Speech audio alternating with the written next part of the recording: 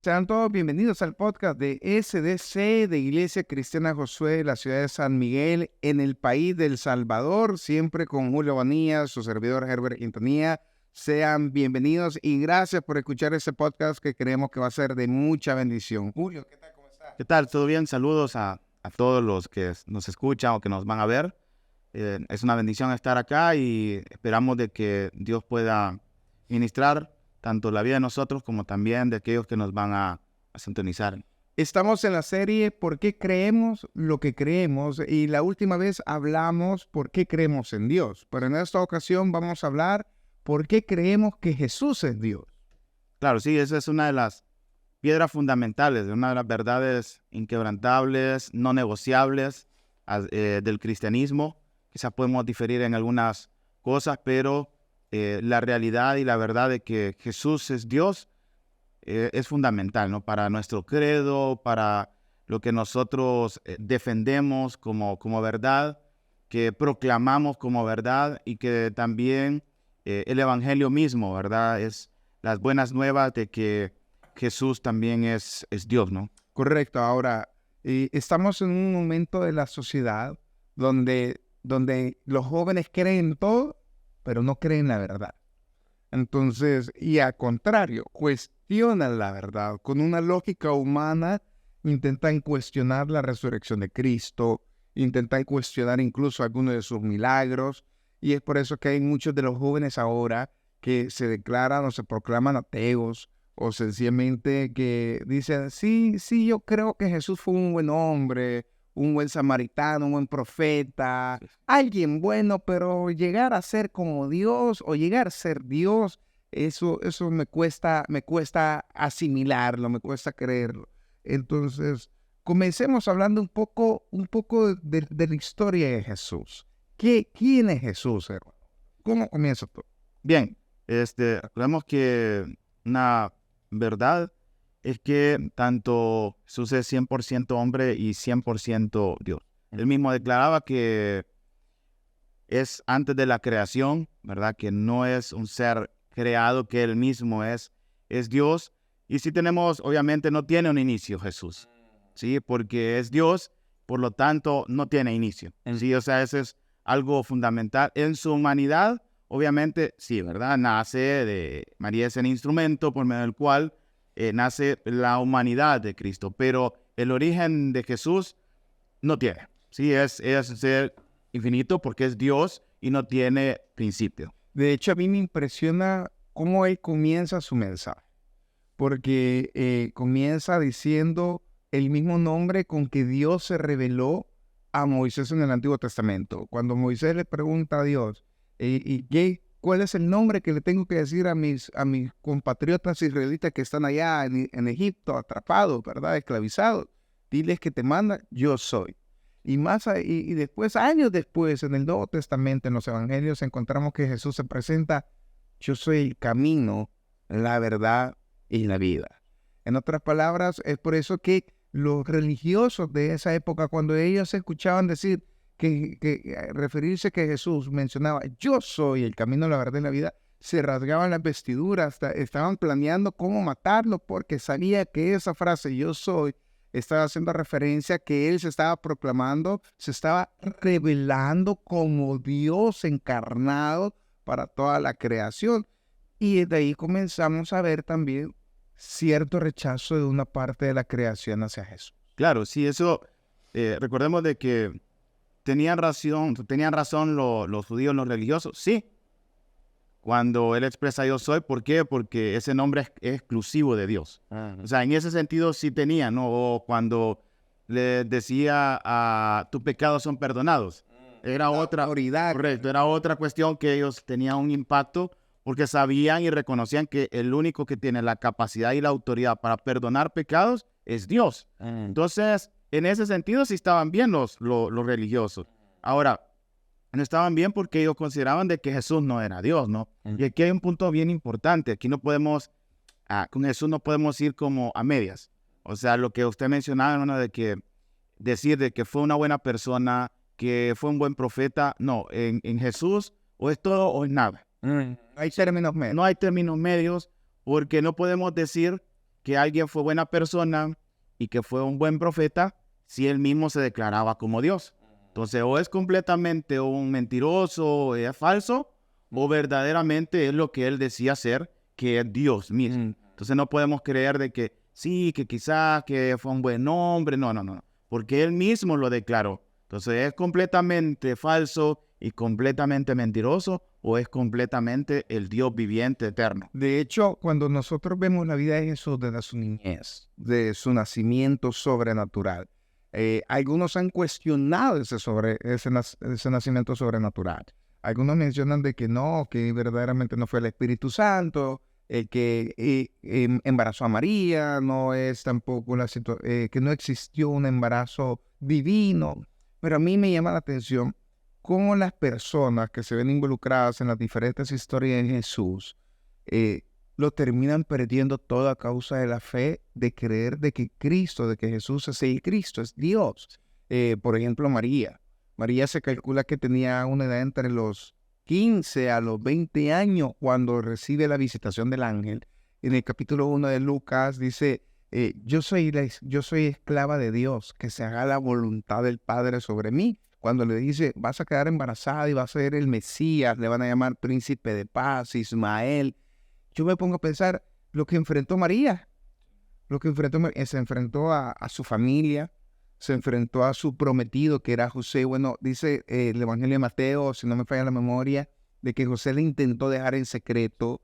La difamaron quizás los vecinos porque, quedó embarazada antes de casarse.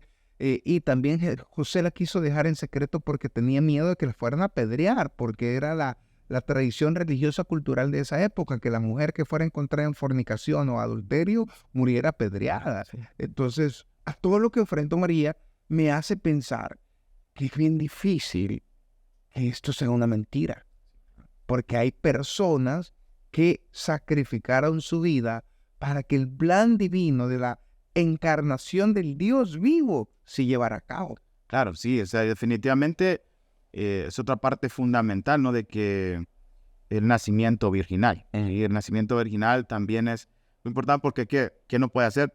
Definitivamente solo Dios.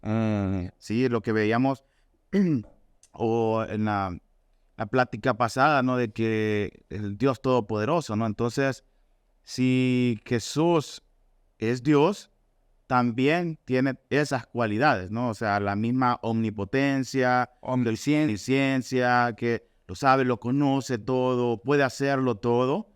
Y lo vemos en el transcurso, ¿no? de la vida de Cristo. Pero el hecho de que las personas dejen todo, va a ser bien difícil que lo dejen por una falsedad, ¿no? Por una mentira, por un engaño. O sea, realmente fue algo que los transformó, que lo trastornó, si lo pudiéramos decir así, y no solo María, sino que los discípulos, los mismos hermanos que en un principio lo negaron y no creían. Sus hermanos se convirtieron en sus discípulos.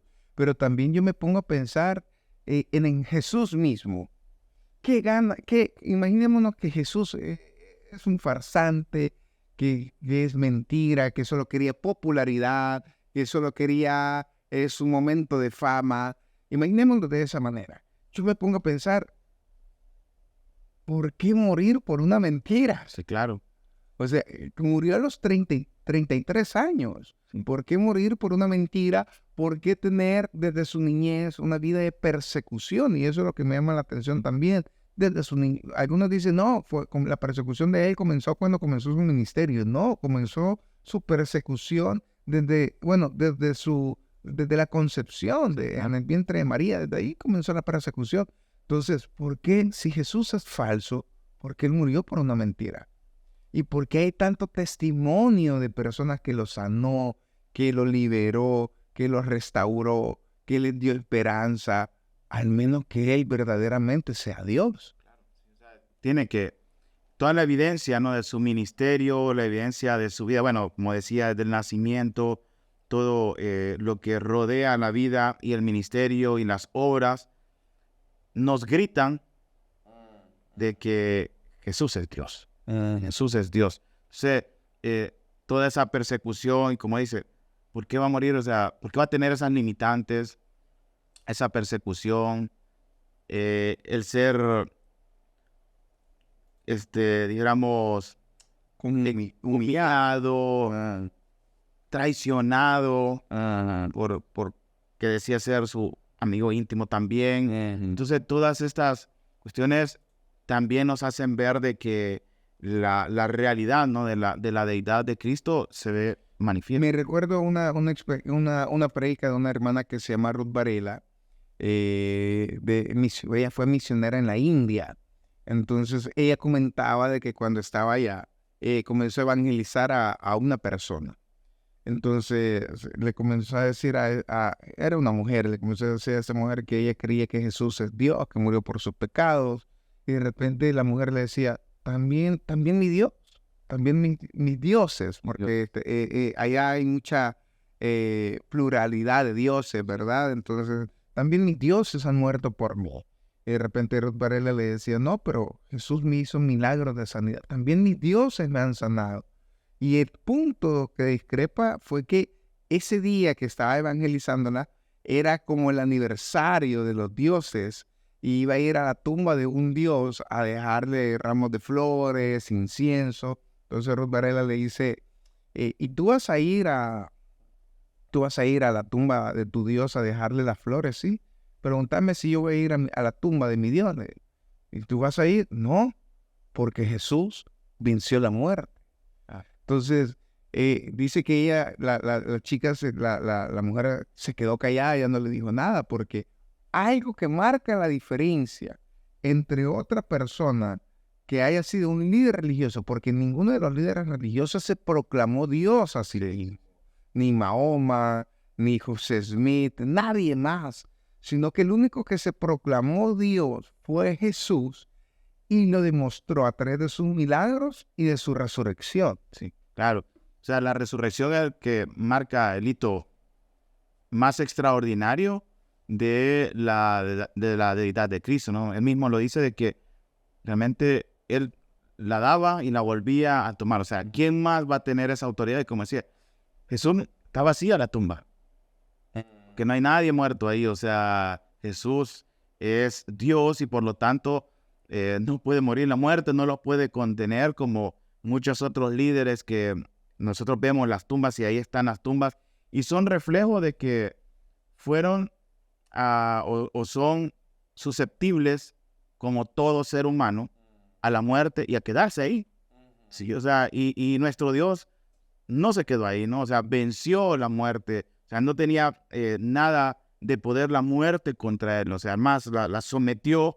Y ese milagro de la resurrección, que hay mucha evidencia, ¿no? O sea, porque muchas veces nos pueden decir, bueno, y si es verdad o no es verdad, yo no creo en la resurrección, ¿cómo pudo haber sido? Pero recordemos que la evidencia, tanto interna, es decir, la evidencia de la Biblia, como la evidencia externa de los historiadores, de los testimonios de otras personas, que no sean propiamente que no sean cristianos, y nos podemos decir, podemos defender la tesis de que Jesús es Dios, incluso sin ocupar la Biblia, porque la evidencia externa de testigos externos, incluso de personas que eran contra el Evangelio, pero que algo quizás de reconocerle que eran sinceros, ¿verdad? En su relato de la historicidad de Cristo, revelan de que verdaderamente hubo una resurrección. De hecho, un ejemplo, uno de los historiadores de la época de Cristo y de los primeros años del cristianismo, que no era cristiano, era Josefo. Sí, netamente judío. Exacto, netamente judío. Él le encantaba poder escribir referente a lo que sucedía en su época. Y Jesús sale en sus escritos, donde comienza a explicar él de que hay personas que declaran que han visto al judío llamado Jesucristo que ha resucitado de los muertos. Y que eso pone nerviosos a la parte religiosa y política. Y aparte, después de su resurrección, dice la Biblia, si nos vamos ya al punto bíblico, que es innumerable cantidad de personas vieron su resurrección. O sea, no solo fueron los discípulos, porque hay personas que solo los 12 lo vieron. No, mentira. Innumerables cantidad de personas vieron la resurrección de Cristo. Y es aquí donde viene también la parte importante de que no hay nadie más que ha resucitado. Sí, nadie, definitivamente, no hay nadie. y cómo se complementa todo, ¿no? Nuestro credo de que Jesús es Dios y que nació de la Virgen María, o sea, que murió, o sea, su humanidad, ¿no? La parte humana que fue evidenciado, no puedas tú decirle a un romano que se haya equivocado, de que Jesús no murió y que estaba medio dormitado y que estaba en coma y que después lo fueron a... O sea, no, o sea, alguien experto, pues, o sea, los que estaban ahí, los centuriones o los guardias que estaban ahí, eran expertos, pues, o sea, ellos... Y no solo eso, médicamente es imposible. Porque prácticamente por todos los latigazos que recibió Jesús en su espalda antes de la crucifixión, prácticamente estaba desnuda su columna vertebral. Sí, eran literalmente los huesos, lo más seguro que se veían. Exacto. Los huesos se veían por el tipo, ¿verdad?, del látigo que utilizaban. Y eso, y al terminar, o sea, sí, bueno, y la resurrección, ¿no? Y como lo menciona Pablo en Corintios, que no solo ellos fueron, sino que más de 500 testigos que mencionan él, pero son los que menciona, pero no sabemos que fueron muchísimos más las personas a los cuales Jesús se les reveló, ¿no? Y usted acaba de mencionar un nombre importante, Pablo. Porque yo sé que el Señor usó en gran manera a los otros 11 apóstoles, quitando a Judas, a los otros 11 apóstoles para poder expandir el evangelio. Pero tenemos que reconocer que el Señor usó a Pablo y a partir de la vida de Pablo hay un antes y un después. Porque Pablo se convierte en el primer, por decirlo así, ¿verdad, hermano? En el primer cristiano, ¿cómo sería? Se convierte en la primera persona famosa que se arrepiente y sigue a Cristo. Entonces, me llama la atención que menciona Pablo, antes conocido como Saulo. Para los que nos están escuchando, una breve reseña referente a Saulo. Él era un maestro de la ley, educado, dice el mismo Saulo, a los pies de Gamaliel, que era uno de los consejeros más cercanos del Sanedrín, del grupo celoso de guardar la ley, fariseo de fariseos, se describe Saulo. O sea, era de la secta judaica pero más radical. Y es por eso que comprendemos su actitud de pedir cartas que lo autoricen a ir a los diferentes pueblos y comenzar a perseguir a los cristianos, porque para él, ¿cómo que va a resucitar? Eso es blasfemia que tú digas que Jesús, un carpintero de Belén, es Dios. Y comienza esa persecución y de repente en Hechos se narra la conversión de Pablo. Cuando iba camino hacia una ciudad, se le revela a Jesús y le dice, Señor, ¿tú quién eres? Soy Jesús, a quien tú persigues. Entonces, a mí me llama la atención de que 3 cosas de la vida de Saulo, ahora Pablo. Número 1, perdió toda su influencia religiosa política que él tenía. Toda su fama. Toda su fama. Número 2, lo más probable es que su familia era una familia muy religiosa judaica. Por lo tanto, su familia lo tuvo que haber rechazado. Porque aquellas personas que se convertían al cristianismo lo miraban los judíos como personas rebeldes, personas pecadoras, que no se sometían a la Torá, a la enseñanza de los profetas y a la ley de Moisés. Entonces, eran rechazados. Y número 3, perdió toda su toda fuente económica que tenía. Perdió todo. Es por eso porque Pablo escribe más adelante, yo he aprendido a vivir tanto en abundancia como en escasez. Y al final, para poner la cereza al pastel, muere decapitado en Roma predicando el evangelio. Entonces, nos podemos dar cuenta que para mantener una mentira y que tantas personas se pongan de acuerdo a nivel mundial y que estas personas ni se conozcan, es prácticamente imposible. Sí, bueno, es imposible. Sí, es imposible.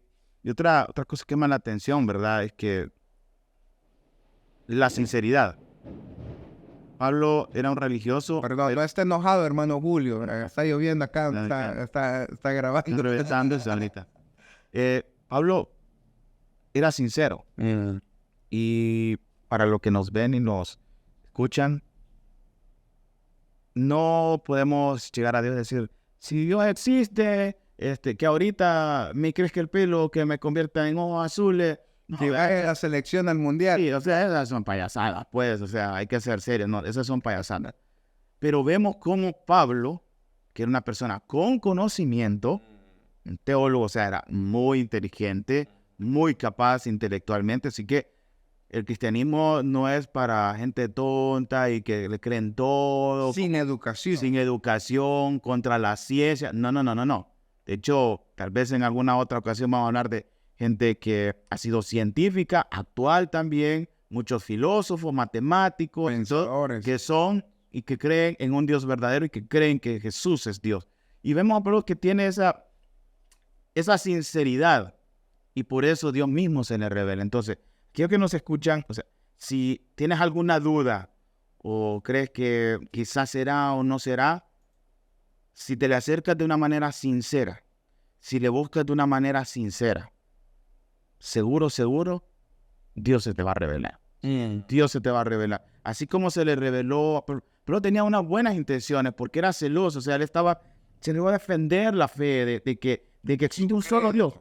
Oh, no, o sea, los dioses es la verdad absoluta de que solo existe un Dios. ¿Y cómo es que este Jesús anda diciendo que es Dios? ¿Cómo estos discípulos o los seguidores del camino dicen que Jesús es Dios? Momentito, o sea, vamos a ir enfrente y le vamos a dar con todo a estos seguidores de este Jesús. Pero tenía ese corazón sincero y por eso Jesús mismo se le revela, ¿no? O sea, Jesús mismo le dice, o sea, yo soy Jesús. Y por eso Me es útil, solo que está jugando en contra. contra, correcto. Es un buen jugador, pero lo vamos a fichar. Lo vamos a fichar y evidentemente vemos, así como estaba ese celo, esa pasión, ese fuego, antes en la religión, vemos igual a Pablo con ese fuego, con esa pasión, con esa dedicación, ahora en el cristianismo y proclamando que Jesús es Dios y que Jesús es el Señor. Ahora, de hecho, algo que marca la vida de Pablo, creo yo, que es la muerte de Esteban. Porque él fue el que mantuvo la ropa de las personas que apedrearon a Esteban en sus manos. Entonces, yo creo que ahí comenzó el trato de Dios con el corazón de Pablo, donde le tuvo que haber impresionado de que cómo es posible que está muriendo, está siendo golpeado por piedras, los gritos de la gente insultándolo, y Esteban todavía declara, veo al Hijo de Dios sentado a la diestra del Padre. Claro. Padre, perdónalos, no tomes en cuenta sus pecados. Yo creo que ahí comienza como el golpe a la religiosidad de Saulo en ese momento, que después se convierte en el gran apóstol Pablo. Sin embargo, yo creo que hay Saulos en la época actual. Correcto. Hay personas que intentan ir en contra de la ciencia, en contra de la historia, en contra de la filosofía, en contra de la teología, y solo se van a frustrar porque las 4 ramas que yo menciono revelan de que Jesús es Dios. Claro, por eso es que Jesús mismo le dijo, dura cosa, ¿verdad? O sea, cabezazo, Pablo, te estás dando de cabeza, o sea, comprendelo, yo soy Dios.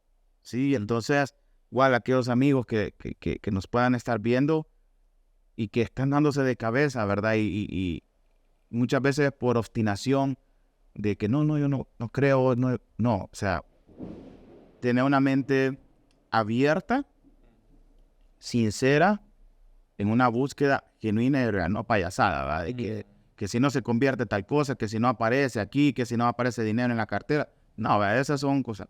Sino que un corazón genuino, por eso es que mismo Dios lo dice, ¿no? Que corazón genuino, o sea, no lo rechaza, se revela, ¿no? Y lo hemos visto no solo en la historia de Saulo, Pablo, sino que también en la misma de sus discípulos y en la historia de la iglesia, ¿no? Muchas personas, y lo vemos todavía en la actualidad, como dicen muchos Saulos, pero esperamos en Dios que se conviertan a Pablo. Así es.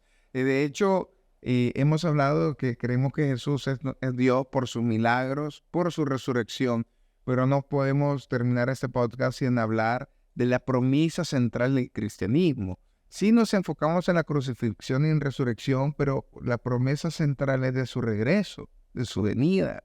Y dice la Escritura que todo ojo le verá y que toda rodilla se doblará ante Él. Entonces, cada día que pasa está más cerca su venida. Me pueden decir a mí, ¿cómo puedes demostrar tú de que verdaderamente va a regresar Jesús? te lo puedo demostrar dándote testimonio de sus milagros y de su resurrección.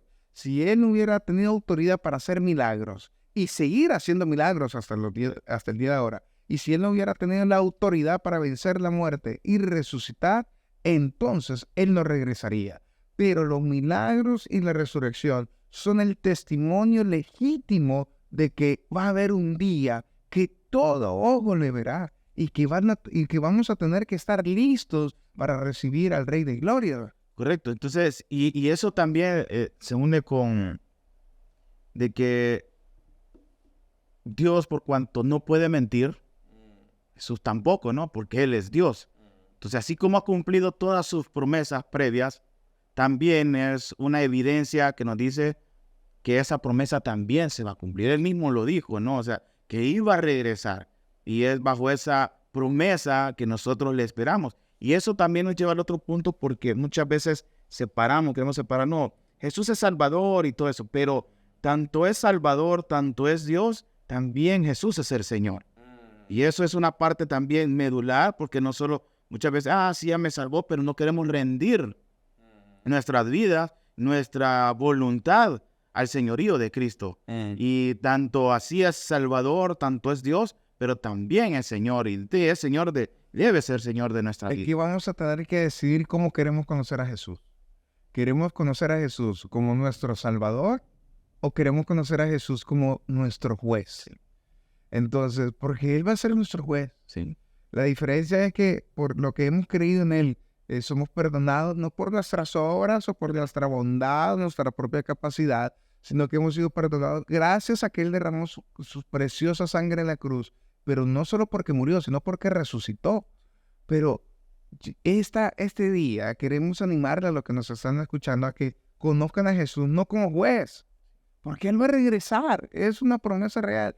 Su nacimiento, sus enseñanzas, sus milagros, su resurrección, todo apunta a la segunda venida de Cristo, que Él regresa por la iglesia. Todo apunta a que está próxima a su venida. Y cada generación que pasa se acerca a ese momento. Entonces vamos a tener que decidir si lo queremos conocer como juez o lo queremos conocer como Salvador. Entonces nosotros les queremos animar desde este podcast a, como decía Julio, a que sean sinceros en su búsqueda con Dios, a quitarse esos prejuicios y a ponerle condiciones a Dios, sino que permitan que verdaderamente Dios se revele a su vida a través de la Biblia, a través de buscarlo en oración, y que sea esa experiencia de manera sincera la que define el rumbo de su vida espiritual, porque estamos seguros de que Jesús, el Salvador, se les va a revelar. Claro, y eso seguro se les va a revelar. O sea, si entran o van con un corazón sincero, y los retos no, se van con una sinceridad, sin prejuicios, vean, con una actitud de investigador, dijera, y vean a los evangelios. ¿Sí?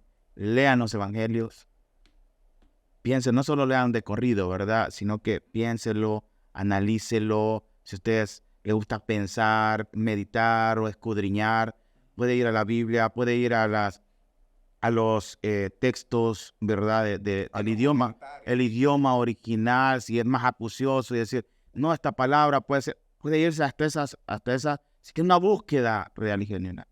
Y le aseguro de que Dios se le va a revelar. Y se revela la manera en que el Dios eterno se revela a la humanidad, es a través de su Hijo Jesucristo, que es Dios mismo, que es un coigual con Dios. Por lo tanto, Él es Dios y se va a revelar a sus vidas. Hubo una persona que me dijo, y si Jesús es Dios, ¿por qué le oraba al Padre? Entonces yo le explicaba a esa persona, le decía, Él oraba de esa manera, no porque no era Dios. Él, el Padre y Él son uno solo, pero oraba de esa manera para modelarnos a nosotros cómo tenemos que orar. Claro. Así que este día, ora al Padre, ora a Jesús, pídele que se revele tu vida y sin duda alguna, Él lo hará. Pero es muy importante, la misma Biblia le dice que con un corazón humilde, constrito y humillado, Dios no lo rechaza. Así que les queremos invitar desde el podcast de SDC a que busquen a Jesús, porque creemos de que Él es Dios por su vida, por sus milagros, por su resurrección y porque pronto viene por los que creemos en Él.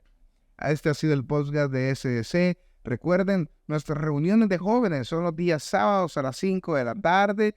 Si quieres más información, nos puedes escribir en la página de YouTube también, o puedes escribir a la Iglesia Cristiana Josué de la ciudad de San Miguel para que puedas, si vives en esta hermosa ciudad, calurosa ciudad, y es la dueña del ave majestuosa del Club Deportivo Águila, hermano Julio. Correcto. Así es. Entonces, si vives acá en San Miguel, puedes escribirnos a nuestra página de Facebook, Instagram, SDC. Ahí podemos darte mayor información para que seas parte de nuestro ministerio juvenil.